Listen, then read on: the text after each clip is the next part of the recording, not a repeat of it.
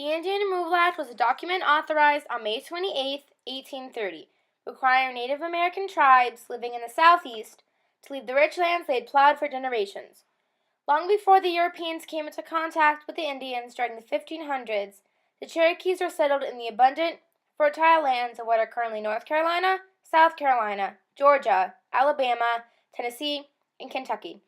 As the next few centuries went on, more and more Native Americans were destroyed by European settlement, and at around 1700 they lost half of their settlement and tribe to people striving to find a place to live, disease, and war.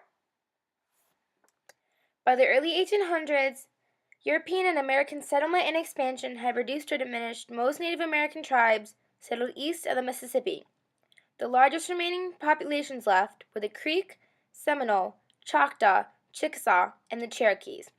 They were known to the government and settlers as the 5 civilized tribes, and these tribes hung on to what remains were left of their tribal lands located in the southeast. When Jackson was inaugurated in 1829, he promised during his presidential speech that Native Americans will have their rights given humane and considerate attention by his administration. However, Jackson's words weren't exactly true. He had hoped his words would soften the blow when he planned to involve Congress in passing laws for Indian removal. For years, Jackson had continued to build on his lies, reassuring that the 5 tribes were safe from whites if they lived in the unsettled territories west of the Mississippi River. And there they would have independence and more safety from where the whites currently lived. The Native Americans didn't believe Jackson's proposal and continued to occupy their homeland of Georgia. On December 8, 1829, the Indian Removal Act was proposed to Congress by Jackson. After it was proposed, protests erupted in the U.S. By spring of 1830, Congress passed the Indian Removal Act after much heated debate. Here's an excerpt from the Indian Removal Act. That it shall be lawful for the President of the United States to cause so much of any territory belonging to the United States, west of the river Mississippi, to be divided into a suitable number of districts for the reception of such tribes or nations of Indians as may choose to exchange the lands where they now reside and remove there, and to cause each of said districts be so described by natural and artificial marks as to be easily distinguished from every other. This quote is reiterating that the Native Americans are to be moved to a land marked by specific borders that would be divided amongst them and only them, west of the Mississippi. Between 1830 and 1837, Indian tribes were tricked, bribed, and threatened into signing treaties that were linked to the U.S. government. Despite their resistance, the Choctaw, Chickasaw, and Creek were forced west of the designated Indian Territory, which was unsettled land located in what is now present-day Oklahoma. The Seminole warriors fought a guerrilla war against the U.S. before being defeated and relocated to the southwest. The Cherokee, however, decided to resist their removal by fighting a series of legal battles in court. These famous cases were known as Cherokee Nation v. Georgia and Worcester v. Georgia. In the case Cherokee Nation v. Georgia, the Cherokee were applying for an injunction, or an authoritative warning or order, that would protect them from the state of Georgia and would allow them to keep on living there.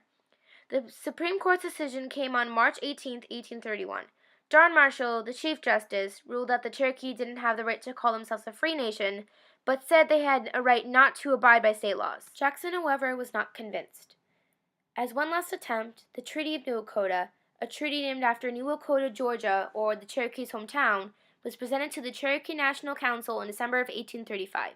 John Schermerhorn, a chief negotiator of Jackson's, was sent to the Cherokees and told the tribal leaders that whoever failed to show up for the voting of the treaty would be counted as a yes vote. However, no one showed up out of protest. Instead, 12,000 Cherokees sent a petition to Washington, D.C. that was denouncing the treaty, saying it was dishonest to both Cherokee law and the Indian Removal Act itself. Jackson dismissed the petition and instead signed the Treaty of New Dakota. The treaty was sent to the U.S. Senate, passed by one vote, and signed into law by Jackson on May 23, 1836. The Treaty of New Dakota stated that the Cherokee were required to leave their land within 2 years. On a spring day during May of 1838, soldiers appeared without warning, going from home to home and rounding up Cherokee women and children. They instructed Cherokee men simply to join up with their families and gather everything they can take while leaving the rest. The Cherokees had been living side by side along white settlers for decades, but this sudden removal had startled them all. They were escorted to temporary living quarters called stockades, and from there the Cherokees were taken to their new home. Even though the Cherokees were informed by soldiers that everything needed for their journey would be provided for them, but bad weather and poor planning caused the opposite. Through the summer of 1838, these stockades slowly grew to capacity as more groups of Native Americans joined them, from western parts of North and South Carolina, northern parts of Georgia and Alabama, and sections of Indiana. Disease happened to take many lives of people in the stockades during the time when the army was preparing to move thousands of families to the designated Indian Territory, which is now present-day Oklahoma. The journey to their new home began in late October of 1838, when Cherokee men, women, and children said goodbye to their beloved home and began a long walk to their new lives. A Cherokee man remembered many years later his journey from long ago. Long time we travel on way to new land. People feel bad when we leave old nation. Women's cry and made sad wails. Children cry and made many men cry, and it looks sad like when friends die, but they say nothing, and just put heads down and keep on go towards west. Many days pass and people die very much. This quote shows us how much the Indians were suffering during this journey and how much of a tragedy it was. The supplies didn't last them long into their journey, however, and as they reached areas filled with mud-covered roads, soon becoming ice and snow, the wagons holding their belongings were hard to maneuver. As they traveled through snow-peaked mountains, the Cherokee people struggled to stay warm, trying as well to fight off starvation and sickness. After walking over 800 miles through parts of Indiana, Kentucky, Illinois, Missouri, and Arkansas, a sad procession of Cherokees reached their destination, while approximately one-third of their population was dead. This trail that the Native Americans followed was later known as the Trail of Tears. By the time the Cherokees' journey ended, Soldier John Burnett, who led the procession, was filled with disgust.